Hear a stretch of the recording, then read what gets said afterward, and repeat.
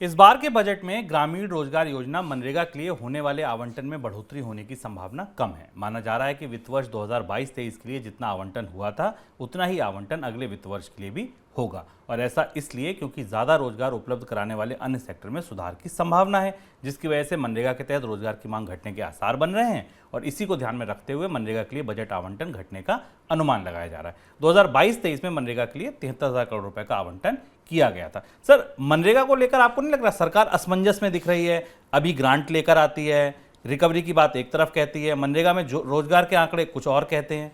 मनरेगा को लेकर सरकार का असमंजस बड़ा स्पष्ट है। संसद में वित्त मंत्री और वित्त मंत्रालय के राज्य मंत्री कहते हुए सुने गए कि अर्थव्यवस्था खुल रही है, इसलिए मनरेगा में रोजगारों की मांग कम हो रही है।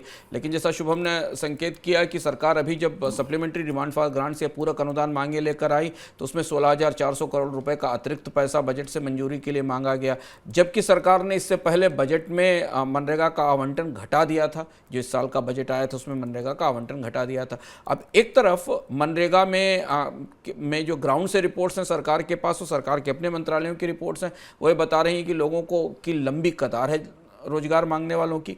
35 से 40 दिनों का भी रोजगार नहीं मिल पाता, जबकि उन्हें 100 से ज़्यादा दिनों का रोजगार मिलना चाहिए। भारत में ग्रामीण इलाकों में बेरोजगारी दर 8% के आसपास है। इसके बाद भी सरकार को ऐसा लगता है कि मनरेगा में मांग कम हो रही है और इसलिए मनरेगा में बजट का आवंटन नहीं होना चाहिए। बजट की तैयारी चल रही है। हमें ये पता चलेगा कि मनरेगा में पिछले साल के बराबर ही बजट दिया गया या इस साल की जो संशोधित बजट है उसके हिसाब से बजट दिया गया। लेकिन इस बीच सरकार मनरेगा के कामकाज के रिव्यू की तैयारी भी कर रही है। एक समिति को मनरेगा के पूरे कामकाज के रिव्यू के लिए कहा गया है। ये स्कीम दरअसल भारतीय अर्थव्यवस्था में ग्रामीण इलाकों में बेरोजगारी बढ़ने और घटने का पैरामीटर है। यह उसका वहाँ से आप ये समझ सकते हैं कि भारतीय अर्थव्यवस्था में रोजगारों की, अकुशल रोजगारों की मांग में बढ़ोतरी हुई है या नहीं। और फिलहाल मनरेगा में जॉब्स की मांग मौजूद है।